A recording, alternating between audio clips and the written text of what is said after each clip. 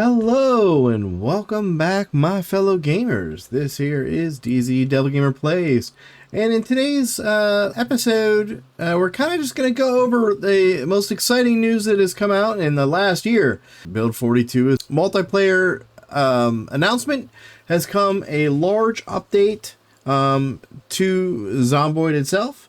It comes with quite a few interesting new changes that they've made.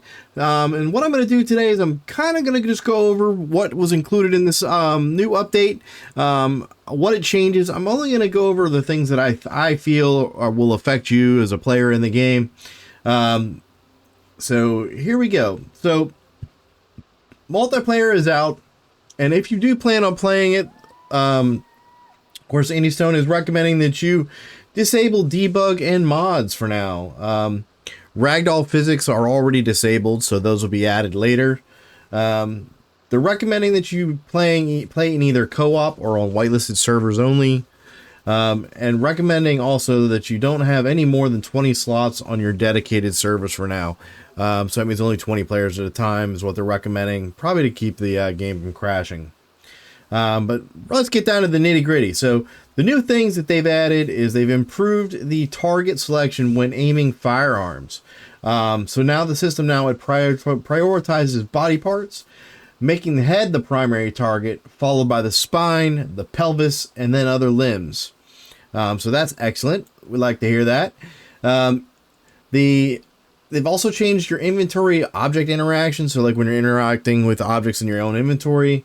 So update items can be equipped and unequipped while walking. So they've updated that. So that's basically appropriate clothing containers can be equipped while walking, such as hats, gloves, glasses, satchels, and backpacks. So now they added a new body location. The slot satchels, water bags, cowboy canteens now all use the new body location slot called satchel. Water bags and cowboy canteens previously used the ammo strap body location, so that's not going to happen anymore. So you can still use have your ammo straps on for your uptick in your ammo capabilities when firing weapons. They've also made it so that when you double click on bandages, it now applies them to the injury. If there's multiple body parts that are that can benefit from bandage, the body part that is inflicting the most current damage will be the one that is bandaged first. So that's excellent. So like when you're out and about and you fall and get injured, it's gonna throw that bandage on the injury on yourself that requires the bandage just to stop the most damage to yourself, where before you'd have to go and choose. So now it'll automatically do that by double clicking. So that's an excellent change. Double clicking on literature and maps will start reading automatically if they're in your inventory. Double clicking on items in your inventory that can be activated, such as flashlights, will equip and activate if unequipped. And now flashlights will turn off automatically now when not equipped. So that's an excellent change as well. Candles and hurricane lanterns aren't included in this because they don't work like flashlights. However, double clicking on unlit candles and hurricane lanterns, if you have a lighter or ability to light that thing, will light the candle or lantern now. So that works as well. Double clicking on boxes, bundles, cartons, the player's inventory will unpack them. So that's like if you have a carton of ammo, if you double click on those, it'll automatically unpack those out of your inventory. So that's also a great change. Players will no longer start eating food items when you double click on them if you're aware that it's hazardous to your health. So I know a lot of people get killed when they eat rotten food, or dangerous items like drinking bleach, unfortunately. So that won't happen anymore if you double click on it. They also did a couple changes in the crafting and building. They added a keybind under combat to sharpen weapon. That if pressed and that player has a sharpenable item in their primary hand and can sharpen it, the sharpened blade craft recipe will be performed on the sharpenable item. So that means you'll automatically sharpen that item. They locked the crafting panel by default, so it doesn't go away when you walk. So if you're in the middle of crafting something and you walk away, it doesn't automatically disappear anymore. It used to just automatically disappear if you walked away. So now it'll stay open. They added a new trait called motion sensitive. And what that does is motion sickness now occurs when moving both forward and backward, with an exponential increase based on speed. So that means effects are doubled during skids or sharp turns. You get a plus 25% sickness progression when off-roading. Motion sickness now affects all vehicle occupants, progressing 50% slower for the driver. If you have the iron gut perk, it reduces progression by 30%.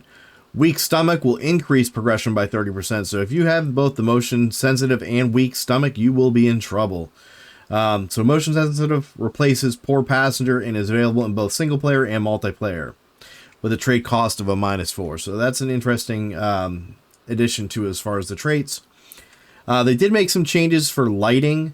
So disabled individual rooms being darkened, entire buildings are still blacked out when cut away from a distance. So that was something that they just recently changed, and now it looks like they're changing it again. Now barricades, except for metal sheets and curtains, will allow sunlight to pass through them even when vision is blocked. So before, if you put a sheet over a curtain, it didn't allow any light through and it would make the room completely dark. So they've updated that, so that won't occur anymore. If you just have sheets over your windows, like upstairs in your houses, you won't be required to throw lights up there during the day so you can see to walk around anymore. So that's kind of a good change. Now it says worn bandages now will show if they become bloody. So I haven't been into the to try that out yet. Worn clean bandage models will dynamically change to the bloody version. Emergency vehicles now with the radio will have automated broadcast channels in the presets. The character info window trait tooltips now show the trait description in addition to the name. So that means like your traits and stuff up here, it'll now display both the description and the name. They've updated icons for siphoning and adding fuel to a vehicle. So the different icon when you're up there adding fuel to a vehicle and siphoning it. There are some balance changes that they added, and these are just a few. These are the ones I feel are the most, like I said, effective of you while you're playing. Claustrophobic characters now gradually gain panic while inside a vehicle. That didn't happen before. They only grew panic when they were in buildings and small rooms. Smoking will now reduce stress for non-smokers too. Before that, you could only reduce stress if you were a smoker. Smokers get 2 times stress relief from them, though. Players will no longer spawn with a pistol, magazine, and ammunition. So that was a big thing that they had added in, where you automatically, when you start the game, you were spawning in with a pistol, a magazine, and ammo. So you're no longer going to have that option when you start out. The former scout trait now grants 1 skill level in the fishing skill.